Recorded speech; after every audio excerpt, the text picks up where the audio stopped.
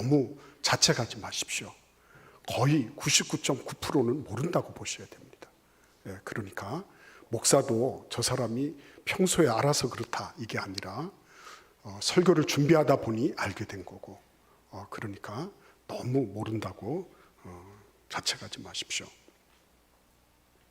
이렇게 시작합니다. 모든 행복한 가정은 서로 닮았고 불행한 가정은 제각각 나름으로 불행하다. 이 도입부가 나오는 소설, 안나 까레니나 톨스토이의 작품입니다. 이 작품은 이런저런 거 여러분들이 한번 들어가 보시면 됩니다. 우리 교회 도서관에도 있습니다. 근데 여기에서 얘기하는 거는 전체 안나 까레니나를 결론적으로 말하고 있는 거예요. 이 도입부에서 행복한 가정들이 뭘 가지고 행복하나 하고 보니까 나름 서로 비슷하다는 거예요. 행복의 요소라는 게 막 그닥 특별한 게 있고 많은 차이가 있어서 그런 게 아니라 서로 비슷하다고 하는 것입니다. 근데 불행한 가정은 왜 불행한가 하고 보니까 불행한 가정은 나름 제각각 불행할 이유가 다 많은 거예요. 그래서 서로 간에 이유를 들이대고 갈라져서 싸우는 겁니다.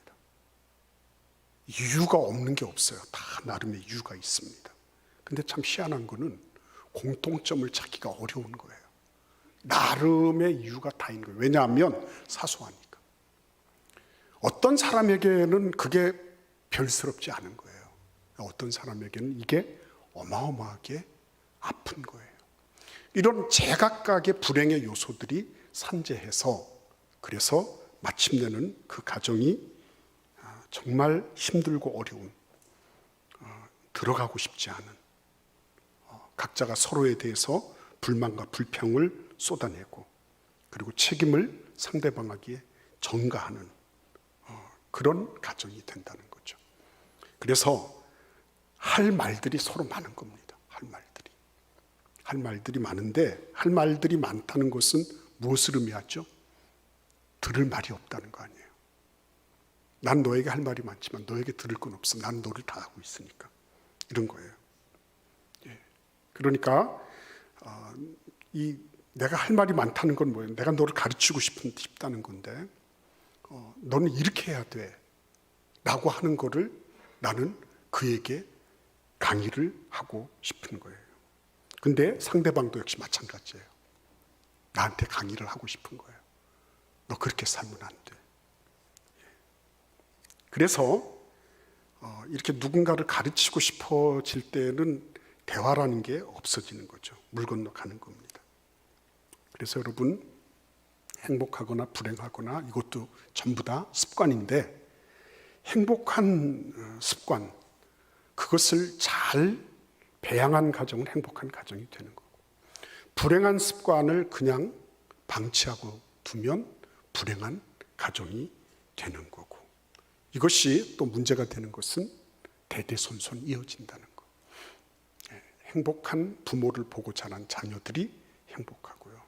불행한 모습을 보면서 자란 자녀들이 불행해지는 이런 모습들을 우리는 가정 상담이나 아니면 사회적인 조사를 통해서 많이 보고 있는 것입니다.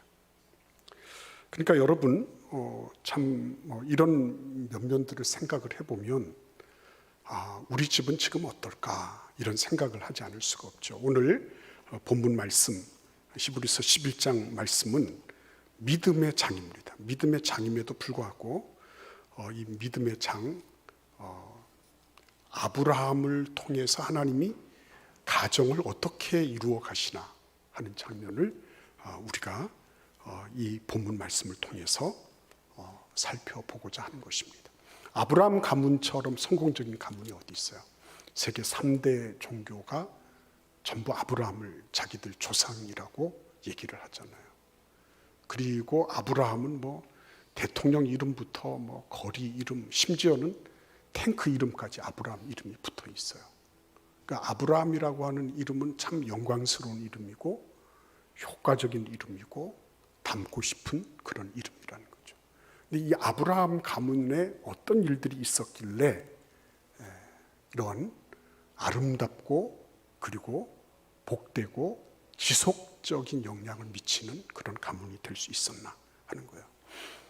우리나라 조선시대 500년을 지나면서 명문가가 있어요. 명문가가 서해 유송영가라든지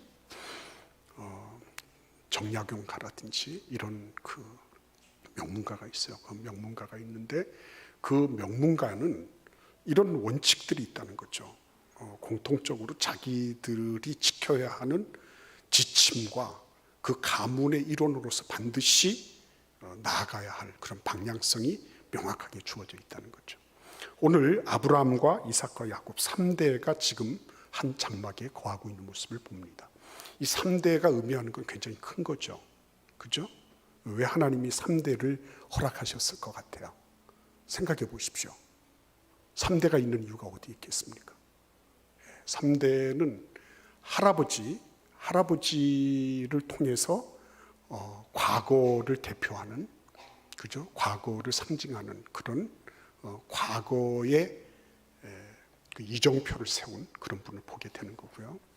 두 번째는 아버지가 있잖아요. 아버지는 어떤 분이죠? 아버지는 현재를 대표해요.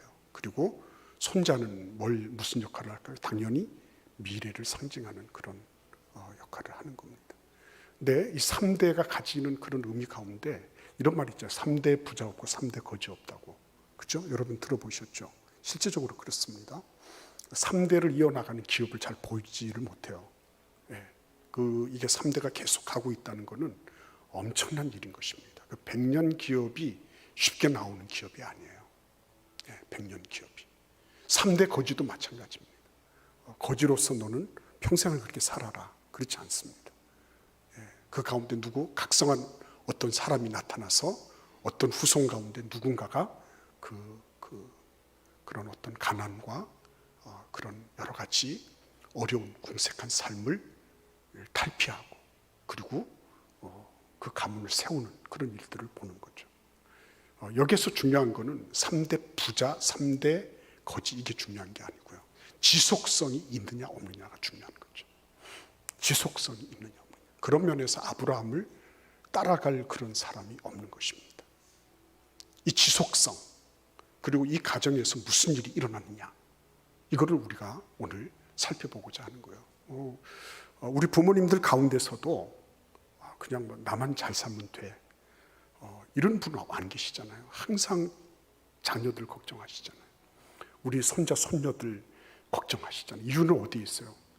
나만으로 끝나는 게 아니라 내가 누렸던 이런 감사와 기쁨과 그리고 정말 복된 이런 삶이 내 자녀와 그 자녀의 자녀 그 이후에 많은 자녀들에게 계속 이어지기를 바라는 그런 마음을 우리 할아버지 할머니들 부모님들 다 가지고 계시잖아요. 지속된다는 것은 굉장히 중요한 부분이죠. 나 다음에는 그 다음에는 어떻게 될지 몰라. 나는 책임 못 지겠다. 이게 아니고 하나님께서 나에게 주신 삶이 면면하게 계속 이어져 나가는 거. 이런 거를 다들 원하고 그리고 기도하는 것이죠. 그래서 오늘 아브라함을 한번 보고자 하는 겁니다. 우리 8절 말씀을 같이 읽어보도록 하겠습니다. 믿음으로 아브라함은 부르심을 받았을 때에 순종하여 장래의 유업으로 받을 땅에 나아갈새 갈 바를 알지 못하고 나아갔으며 그랬습니다. 자, 여러분 여기에서 믿음으로 아브라함은 장래의 유업으로 받을 땅에 나아갈 때 순종했다. 순종했는데 순종할 때 모습이 어떻죠? 갈 바를 알지 못하고 나아갔다. 이렇게 말하는 겁니다. 되는 집안을 보면 이런 고난과 고통 그리고 여러 가지 환경적인 변동 상황에 대해서 굉장히 강력한 그런 회복 탄력성을 가지고 있다 그래요. 회복 탄력성이라는 것은 한번 찌부러졌지만 다시 일어나는 힘이죠. 다시 일어나는 힘. 앞이 보이지를 않아요. 답답해요, 환경이. 근데 이거는 나한테 목적지도 가르쳐 주지 않고 내가 어디로 가야 될지도 모르는데 나보고 가라고 하는 거, 이거는 말이 되지 않습니다. 논리적으로 맞지 않습니다. 하나님 여기서 그치겠습니다. 그러면 끝나는 거예요. 그 사람 끝나는 겁니다. 그런데 하나님 그럼에도 불구하고 하나님이 말씀하셨기 때문에 내가 지금 한번 나아가 보겠습니다. 이렇게 하는 거 있죠. 이 부분이 회복 탄력성이에요. 그러니까 외부적인 어떤 도전에 대해서 쉽게 무너진다, 맷집도 없는 거고요. 참 안타까운 거죠. 허약한 거예요. 그러나 외적인 어떤 것들이 도전을 해왔지만 그거를 견뎌내고 그거를 버텨낼 뿐만 아니라 그걸 오히려 뒤집어서 나아갈 수 있다. 그 큰 축복이죠. 그래서 오늘 여러분 여기 보시면 8절에 보시면 장래 유업으로 받을 땅에 나아갈새 갈 바를 알지 못하고 나아갔다. 이 얘기는 결국 무슨 말씀이죠? 아브라함이 이 할아버지가 야곱의 입장에서 보면, 손자 야곱의 입장에서 보면 우리 할아버지가 처음에 몸을 일으킬 때 하나님의 말씀에 대해서 그만큼 순종하고 그만큼 열정과 헌신이 준비되어 있었다는 거죠. 이 부분이 참 중요한 거거든요. 그냥 어려워서 그만뒀어, 안 돼서 그냥 포기했어, 이런 얘기는 얼마든지 할 수 있어요. 그런데 갈 바를 알지 못하는데도 불구하고 하나님의 말씀이기 때문에 내가 그 길을 계속 견지해서 갈 수 있었다. 와, 이거는 자손들에게 있어서는 큰 유산이죠. 자긍심이 펑펑펑 솟아나는 거죠. 여러분, 쉬운 길을 가서 그냥 쉽게 우리 할아버지가 소하고 양을 엄청나게 많이 길렀다, 별로 그렇게 자랑스럽지 않아요. 근데 조카 롯, 그죠? 사촌하고의 그런 어떻게 보면 영토 싸움이겠죠. 근데 그 조카 롯은 좋은 땅을 차지하고, 우리 아버지는 그 황량하고 그 풀도 몇 폭이 없는 그런 곳을 차지하게 됐지만, 그거를 뒤집어서 오히려 그 롯을 구원해내고, 그리고 오히려 더 많이 번성했다 하는 이런 얘기를 야곱은 같은 장막에서 들으면서 자라는 거죠. 그럴 때 뭐가 생기는 거죠? 자긍심이 일어나는 거죠. 자긍심은 돈이 많다고 그냥 자라나는 게 아니에요. 자긍심이라고 하는 거는요, 스스로에 대해서 긍지를 느끼고 내가 정말 가치 있는 존재다라고 자존감을 느낄 때 보면, 그때는 반드시 고통과 고난의 수렁을 그거를 깨치고 나가는, 그래서 그것을 겪어낸 그런 일들이 반드시 있는 거예요. 그래서 그걸 통해서 내가 아무리 어려운 일이 있다 할지라도 하나님이 약속해 주시면 통제 가능하구나, 이게 딱 되면 자기 통제력이라 그러죠. 통제감, 그렇죠? 자기 통제감이 딱 발생하게 되면요, 그것을 딛고 또 다른 방향으로 더 큰 도전과 더 큰 위협과 더 큰 환경에 어려움이 있어도 그거를 뚫고 나갈 수 있는 힘이 생기는 거예요. 그래서 여러분, 이런 얘기들은 장래 유업으로 받을 땅에 나아갈 때 우리 할아버지는 갈 바를 알지 못하고 나갔어. 그렇지만 하나님의 약속이기 때문에 그것에 헌신했는데, 그 헌신 결과 우리 할아버지는 오늘 우리가 지금 이 장막을 치고 있는 이 땅을 다 약속으로 받게 되었어. 야, 정말 우리 할아버지 멋지다, 그죠? 멋지다, 존경할 만하다, 이런 게 생겨나는 거죠. 그러니까 가족 안의 대화를 이렇게 보면 보통 부정 대 긍정이 5대 1이라고 해요. 부정 대 긍정이. 그건 제가 얘기하는 게 아니라 상담학자들이 얘기하는 거예요. 이혼 상담, 부부 상담, 이렇게 해서 오는 분들을 다 조사를 해보니까 대화에 5개는 부정적인 대화가 많고요. 그나마 하나는 긍정이라는 거죠. 그래서 이걸 1대1 균형을 맞추려고 하면 5개 부정적인 언사를 했으면요, 적어도 5개의 긍정적인 언어가 같이 나가지 않으면 이게 균형을 맞추기가 힘들다는 거죠. 근데 여러분, 이런 자긍심이 뿜뿜 막 솟아나고 있을 때는 어떤 일이 생기는 거예요? 비록 부정적인 환경이 맞아요. 그럼에도 불구하고 어떻죠? 그걸 이겨나갈 수 있는 긍정적인 언어가 더 많이 나오는 거예요. 이런 집안이 되는 거예요. 이런 집안이 뼈대 있는 집안이 되는 거예요.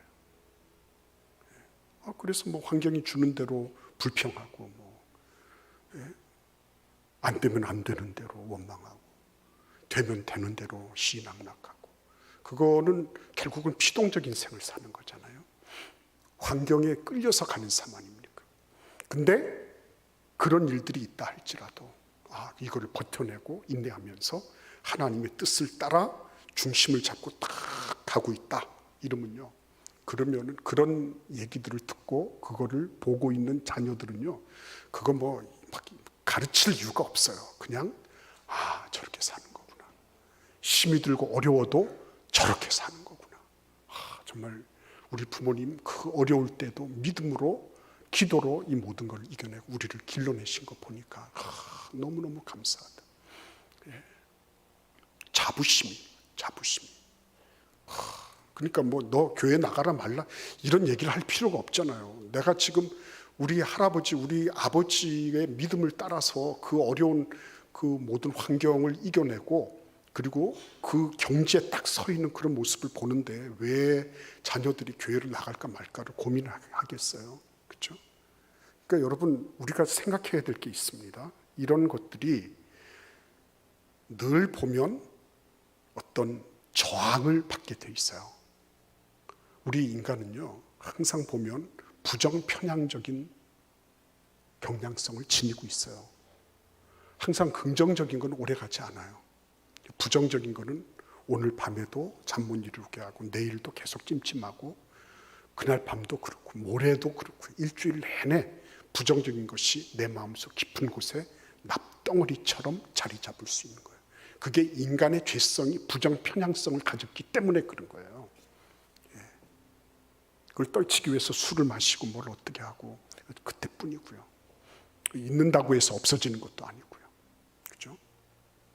그렇기 때문에 이러한 환경 속에서 아브라함은 이삭과 더불어서 75년을 같이 살고요. 야곱과 더불어서 15년을 같이 살았어요. 그 같은 장막 안에서 같이 살면서 어린 야곱이 계속 할아버지를 보는 거죠. 할머니하고 계속 보는 겁니다. 뭐를 봤을 것 같아요? 할아버지 때는 이런 입지전적인 그런 믿음의 그런 그 무용담을 썼어요. 근데 지금은 다 그냥 이빨 빠진 호랑이처럼 그런 모습인 거예요. 그러면 더 이상 볼 게 없을까요? 아니죠. 그때가 진짜 중요한 거죠. 전성기 때는 보여줄 게 있으니까 할 말이 있어요. 근데 전성기가 다 지났어요. 그리고 별로 보여줄 게 없는 것처럼 생각할 때도 있는 거예요. 그래서 내가 이렇게 소외가 되는구나, 내가 이렇게 쓸쓸하구나, 나를 안 알아주는구나 막 이러면서 스스로 막 이렇게 위축되는 부모님들도 많이 계신 거예요. 그렇게 하는 부모님들이 계신 그런 자녀들 결코 잘하는 건 아니죠. 그러나 부모님들도 잘하셔야 되죠. 어떻게 잘해야 될까요? 제가 그 UFC라고 막 피 튀기면서 싸우는 거를 굉장히 좋아했어요. 우리 집사람은 그런 걸 보고 있을 때마다 저를 보고 타박을 합니다. 목사님이 피 흘리는 거를 좋아해가지고 치고받고 싸우는 거를 왜 좋아하냐고. 근데 이제 저는 제 나름대로 변명할 게 많이 있단 말이죠. 인간의 그런 야성이라는 게, 동물성이라는 게 거기 하나도 남김없이 다 드러나는 거죠. 인간의 그 적나라한 모습이 나타나는 겁니다. 내가 유리할 때, 불리할 때 막 이런 거 다 나타나는 거거든요. 근데 그런 모습들 속에서 사람들이 승리하고 막 벌쩍벌쩍 뛰기도 하고, 심지어는 그 케이지 위로 막 올라가잖아요. 올라가서 거기에서 걸터 앉아가지고 막 자기가 이렇다고 자랑하기도 하고, 어떤 사람은 거기에서 그냥 하염없이 눈물을 흘리면서 패배의 그 고배를 마시는 이런 장면들을 보는 거죠. 근데 우리나라에 아주 훌륭한 그런 UFC 선수가 있었습니다. 지금은 이제 은퇴를 했는데, 이 웰터급 선수가 이런 인터뷰를 하는 거예요. 자기는 이기기도 하고 져보기도 하고 다 했다는 거죠. 근데 이기기도 하고 지기도 하면서 자기는 시합을 한 그 다음날 또 체육관에 갔다는 거예요.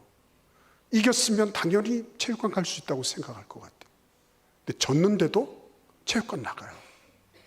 왜 나가느냐 하고 보니까 나는 그 자체가 좋다는 거예요. 이겨서 내가 운동하는 게 아니고 그래서 자기는 그런 얘기를 합니다. 이 선수가 나는 시합을 뛰기 위해서 운동하지 않는다. 그래봐야 시합은 1년에 한두 번 하는 건데 그거를 목표로 해서 운동하는 게 아니다.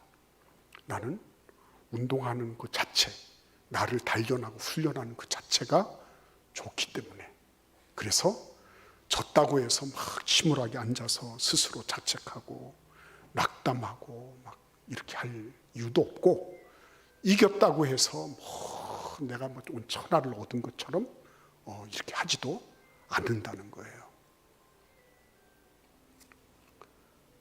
그래서 그 인터뷰를 제가 이렇게 보면서 무슨 생각을 했냐면 그래 그렇다. 그죠? 내가 직에 있기 때문에 뭘 하고 내가 직에 없기 때문에 뭘 못하고 전성기니까 이렇게 하고 전성기 지났으니까 이렇게 하고 그건 아니다. 아브라함이 이삭과 야곱에게 보여준 가장 기가 막힌 유산이 뭐냐? 그가 꾸준히 변함없이 하나님을 경배하는 모습. 그렇죠? 예. 그러니까 그런 모습들을 이렇게 보면 야곱이 그렇게 하잖아요. 마지막에 지팡이를 붙잡고 하나님께 경배하잖아요. 마지막에. 그러니까 하나님을 경배하는 그런 모습들을 어려서부터 봤어요. 우리 할아버지가 불편하지만 하나님을 경배하는 모습 봤고요. 이삭 아버지가 비록 무기력한 것 같지만 화평을 유지하면서 끝까지 하나님께서 자신에게 주시기로 한 그 모든 것들을 확보하는 모습을 봤단 말이에요. 끈기와 인내를 가지고 하나님의 약속을 꾸준하게 밀고 나가는 그 모습을 딱 봤단 말이에요. 그러니까 야곱도 마지막 순간까지 뭐라 하는 거예요? 딱 붙잡고 지팡이를 의지해서라도 예배하는 그런 모습을 보인 거죠. 그러니까 결국 가만히 보면 뼈대가 있고 행복한 가정이라고 하는 것은 환경이 행복하고 뭔가를 지지해줘서가 아니고 그가 가지고 있는 자세와 태도가 하나님 앞에 올곧은 거예요. 흔들림이 없는 거예요. 그냥 물론 아브라함도 넘어질 때가 있었어요. 야곱도 넘어질 때가 있었어요. 그러나 그럼에도 불구하고 그 하나님이 주신 중심성을 잃지 않고 계속 견지해 나가는 거. 그거를 야곱이 본 거죠. 그런 모습을 그 텐트 안에서 보고 자라나는 거죠. 우리의 자녀들은 무엇을 보고 자라고 있을까? 그죠? 우리의 자녀들. 그리고 내가 야곱의 입장이라고 한다면, 우리 아브라함 할아버지와 이삭 아버지를 어떤 눈으로 볼 것인가? 이것도 굉장히 중요하지 않겠어요? 그죠? 뒷방 늙은이라서 그냥 가만히 계시면 될 텐데, 왜 자꾸만 이런저런 거를 하실까? 근데 사실은 그 할아버지하고 그 아버지가 하고 있는 일은 뭐예요? 하나님과의 관계성이 있어서 가장 필수적이고 중요한 일들을 지금 하고 있는 거예요. 그거를 믿음이라고 표현했어요. 믿음. 그 믿음을 계속 견지해 나가는 모습을 그 집안에서 야곱이 본 거죠. 야곱은 굉장히 도전적인 인물 아닙니까? 그는 운명적으로 차자니까 둘째니까 장자의 축복을 누릴 수 없는 사람이에요. 근데 감히 나는 왜 장자의 축복을 누리지 못합니까? 이의를 제기했던 인물이 야곱이란 말이에요. 그리고 그걸 위해서 형도 속여먹고 아버지도 속이고 나중에는 외삼촌도 속이고 그죠? 다 속이고 그랬잖아요. 그런데 속이고 또 속였는데 나중에는 자기가 속게 되는 그런 일들을 맞이하게 됩니다. 여하튼 그가 속이고 또 속이고 이렇게 해서 나중에 외삼촌 집에서 야반 도주를 하게 되는데 결국은 누구에게로 돌아가는 거죠?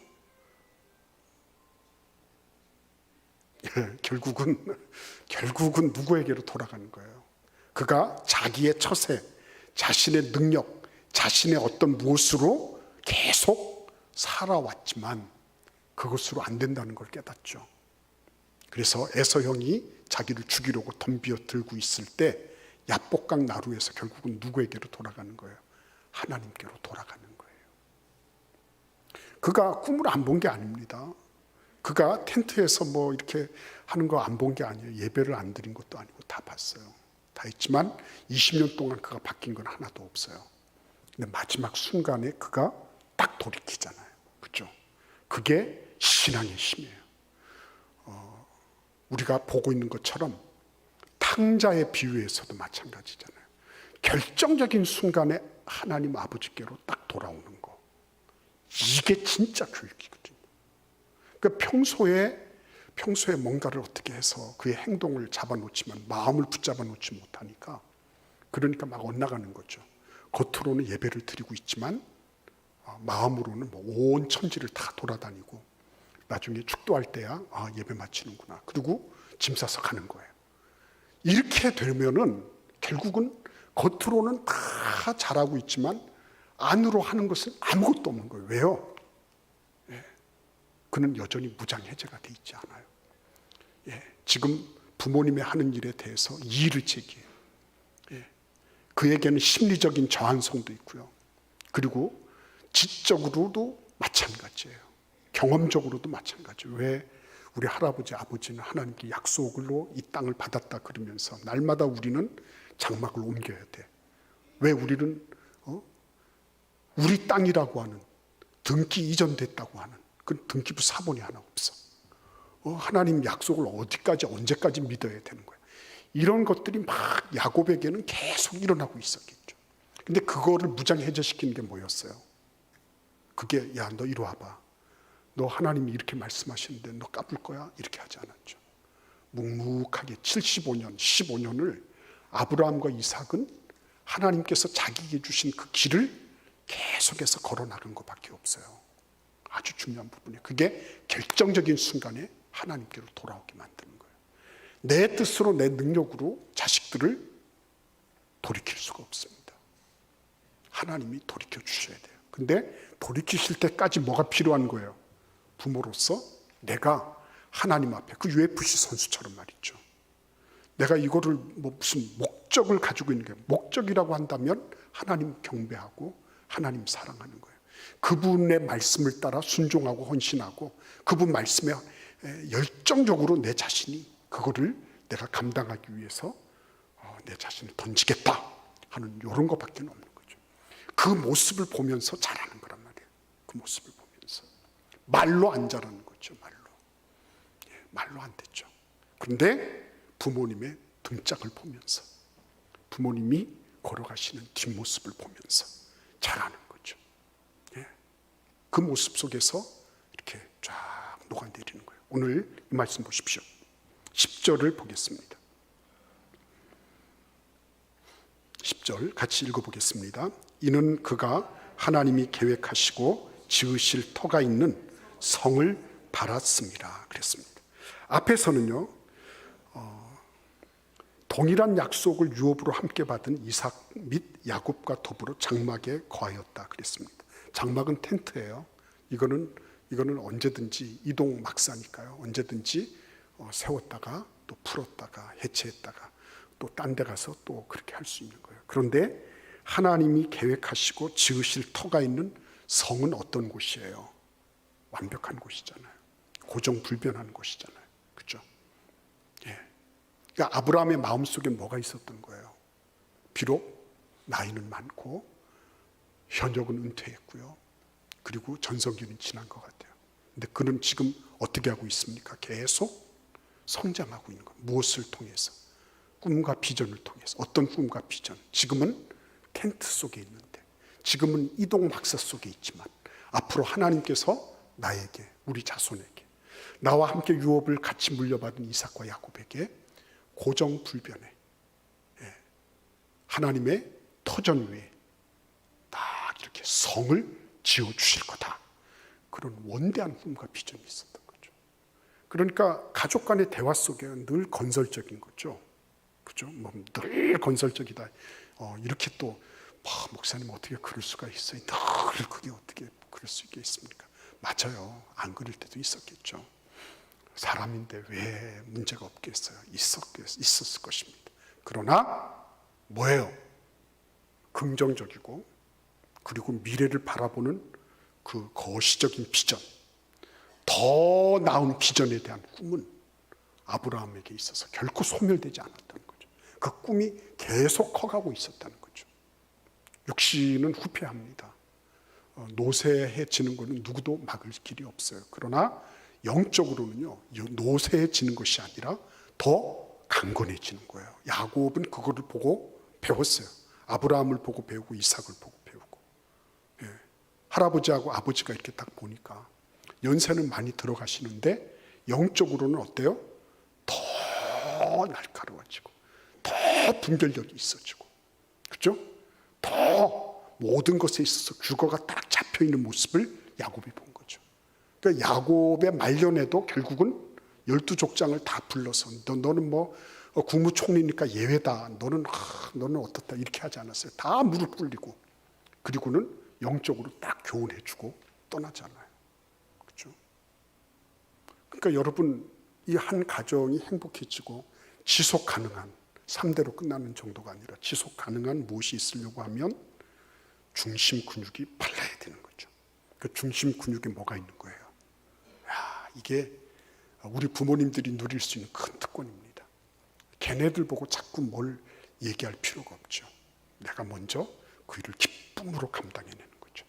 기쁨으로 주님 섬기고, 기쁨으로 찬송하고, 기쁨으로 하나님 앞에 헌신하는 그런 모습들이 보이고요. 그리고 그런 모습들 속에서 내가 지향하고 있는 이런 부분이 있죠. 아브라함은 이삭과 야곱과 동일한 유업을 하나님께로부터 받은 사람이었어요. 그래서 그러한 부분들에 대해서 조금씩 이렇게 보여주는 거죠. 이렇게 보여주는 거죠. 그리고는 거대한 꿈과 비전. 제가 그 오바마 44대 미국 대통령이잖아요. 이 사람이 흑인으로서 최초의 대통령이 되는데 그 아버지 그 가정사가 매우 기구하지 않습니까? 케냐 출신 아버지가 머리는 똑똑한데 좀 그렇게 사는 것이 그렇게 막 떳떳한 그런 건 아니었죠. 백인 여자를 만나서 오바마를 낳았어요. 오바마는 많이 방황했습니다. 하버드를 갔지만 그러나 역시 방황했어요. 그러다가 케냐에 가서 자기 아버지 무덤을 방문을 했습니다. 막 비는 막 억수같이 내리는데 거기에서 시멘트 거기에 있는 봉분을 붙잡고 아들이 제대로 만나보지도 못하고 대화해보지도 못했던 그 아버지하고 만나는 거예요. 우리 아버지가 과연 살아서 무엇을 바라셨을까? 그렇죠? 그거를 생각을 하는 거예요. 그러면서 그랬겠구나. 우리 아버지가 살아계시다면 이렇게 했구나. 그래서 모든 방황의 종지부를 짓고 그리고 마침내는 미합중국의 대통령이 되는 거죠. 내 아버지로부터의 꿈이라는 책에 그런 모습이 나와요. 그러니까 이게 꿈이라고 하는 거는요, 결코 소멸되지 않는 거예요. 예, 그 가정이 지속 발전 가능한 가정이 되는 거냐. 예, 그것은 하나님께서 믿음 안에서 주신 이 꿈에 대한, 비전에 대한 이런 부분들이 일관적으로 계속하고 있다. 축복입니다. 그런 가정은. 우리 장로님 댁에도 있고, 제가 이렇게 보면 가훈을 이렇게 딱 적어놓은 집이 있잖아요. 정말 귀한 가정들이에요. 복된 가정이에요. 우리 집은 이렇게 산다. 지침과 규정이 분명한 거예요. 정약용 같은 경우는요, 딱 그랬어요. 너무 이 유배 생활이 힘들었으니까 너희들 내 후손들은 반드시 상경에서 서울에서 살아야 된다. 이거 딱 규정하고 그리고 간 거예요. 여러분, 그런 가정들이 한두 가정이 있는 게 아니에요. 왜 우리가 주님 안에서 꿈을 꾸지 못합니까? 이 시간 우리 하나님 앞에 기도해야 되겠습니다. 하나님, 우리 집에도 그와 같은 아름답고 복된 꿈, 나 혼자서 잘 먹고 잘 살고 끝나는 게 아니라 우리의 집을 통해서 누군가가 복을 받고 누군가에게 큰 은혜가 끼쳐지고 예수 그리스도의 이름이 증거되는 그런 아름다운 가정이 되게 해주세요. 우리 집에도 뭐 말을 해서가 아니라 하나님 앞에 삶으로 그것을 증거해내는 그런 할아버지 할머니, 우리 부모님들 되게 하시고, 또 우리 자녀들은 그러한 부모님들을 잘 닮게